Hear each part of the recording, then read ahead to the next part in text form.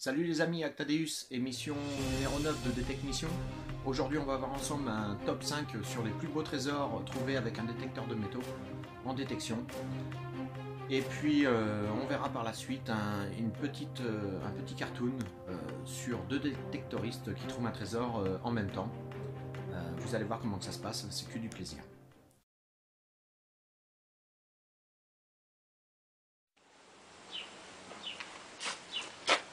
Je rentre de prospection. Je vais vous montrer mes trouvailles en direct. J'avais l'autorisation par le propriétaire parce qu'il y avait une petite histoire d'or dans son champ. Il m'a donné l'autorisation et on a partagé. Je vous montre mes trouvailles.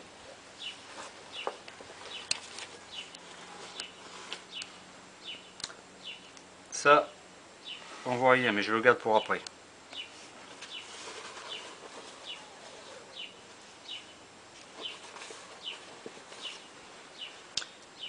Vis, un boulot, quelques pièces.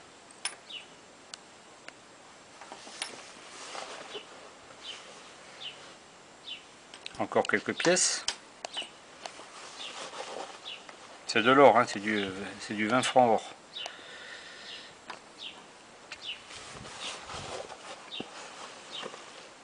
Voilà, encore un clou, un petit papier d'alu.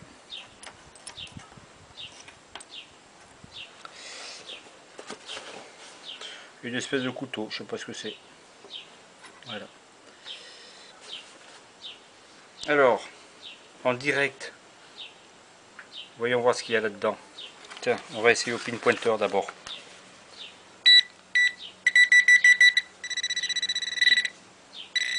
Ah oui, c'est vrai que la table sonne. Je me mets ici.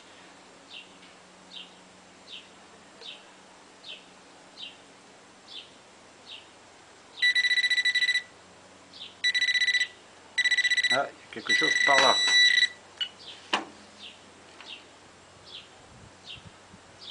On voit rien. On voit rien.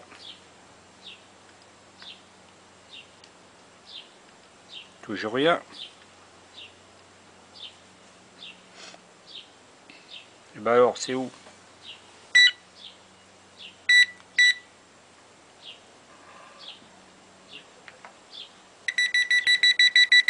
C'est apparemment ici.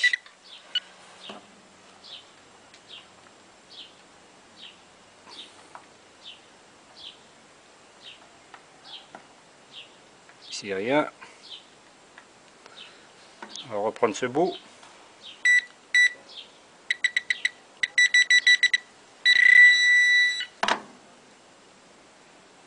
C'est toujours tout petit, hein.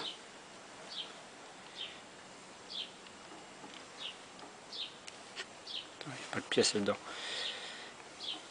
Bon, ben c'était pas une pièce apparemment. Voyons voir.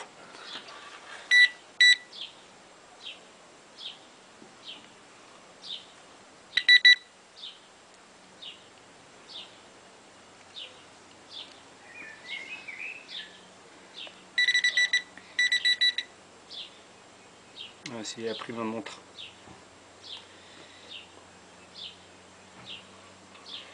J'en reviens pas, je crois qu'il y avait une pièce là-dedans. Ah, et voilà. Voilà ce que c'était. Je sais même pas ce que c'est.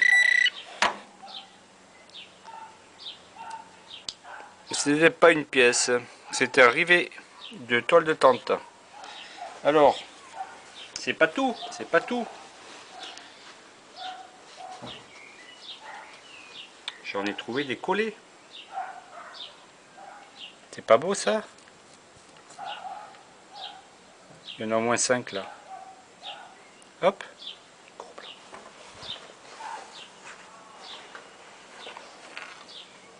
Et celui-là.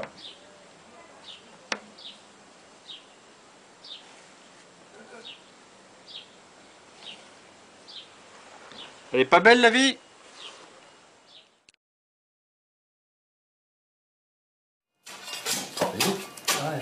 Hein?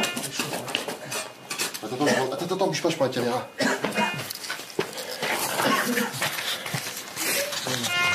Ouverte, non? Vas-y. Ah, sors-le. Prends-le par-dessous. C'est quoi? C'est ça? Putain. Oh, qu'est-ce que c'est? Oh, dis donc. C'est plein, ça.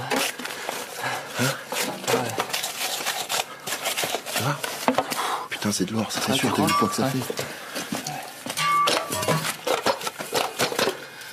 Faut l'ouvrir. Ah oui. Moi, je vais mettre ça sur le trépied. Oh la vache. Il faut appeler le monsieur là. Ouais. Hein? Ouais. Appelle-le. Ou alors, attends, on va l'ouvrir ton fini plan comme ça. Merdouille. Oh putain, je vois pas. Tiens, qu'est-ce qu'il peut tenir ça? Vous pouvez tenir ça, madame, s'il vous plaît? Hop, vous pouvez nous filmer. Regardez, ça marche comme ça. Voilà. Hein? D'accord. Normalement, il est. Voilà, c'est bon, faut mettre le doigt devant. Voilà. Non? Voilà. Accrochez. Vas-y, faites-le. Papier, là. Oh la vache, regarde.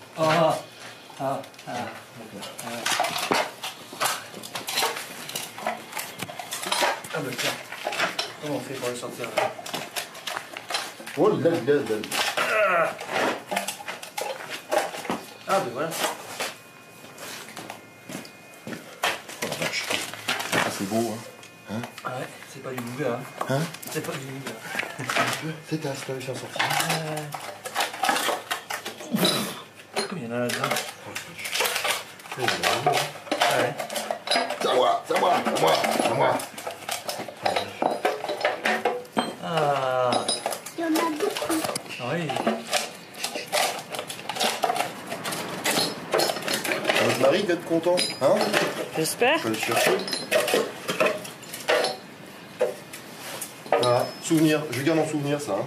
Ouais. Hein? Avec ça aussi. Oh la vache. Formidable. Ouais. Oh là là.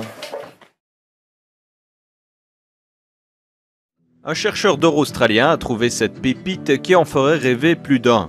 Elle pèse 5 kilos et surtout elle vaut 300 000 $ australiens, soit environ 240 000 €. C'est ce qu'on appelle du très lourd. L'heureux prospecteur du dimanche qui a trouvé ce trésor préfère rester dans l'anonymat. Ça pourrait faire des envieux. Wow! Where did he find that? I want to go there. Pour répondre à cette dame, précisons que l'homme a trouvé la pépite avec son détecteur de métaux mercredi à Ballarat dans l'état de Victoria. Bref, la ruée vers l'or, c'est par là. Février 2011, une petite ville du sud de la France est à l'honneur. 2 hommes ont découvert par hasard et en plein champ un trésor inestimable composé de milliers de pièces de bronze.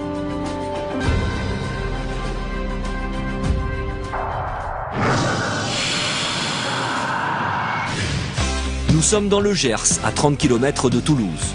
Depuis des années, Patrice Labedan et Jean-Pierre Cantet consacrent leur loisir à la recherche de vestiges antiques dans la campagne de l'île Jourdain. Le 20 février 2011, les 2 hommes choisissent d'explorer ce champ totalement au hasard. Ils n'imaginent pas une seconde ce qu'ils vont y découvrir. On n'était pas loin l'un de l'autre, je sais pas, entre 5 et 10 mètres l'un de l'autre. J'ai commencé à trouver une première monnaie, donc j'ai appelé Jean-Pierre, j'ai dit Jean-Pierre, j'ai trouvé une monnaie. Et en venant la voir, lui de suite, il en a trouvé une aussi. Nous avons tout de suite vu que ces monnaies étaient romaines, antiques. On a ramassé 278 monnaies au total. Voilà, donc là, ça a été une émotion assez forte parce qu'on ne s'attendait pas quand même à voir quelque chose. C'est rare.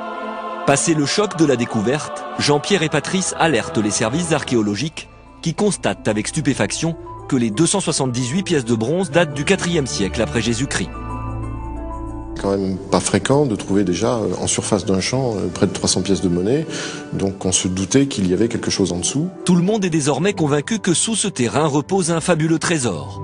Seul problème, les semences de maïs interdisent toute entreprise de fouille avant la récolte prévue en octobre.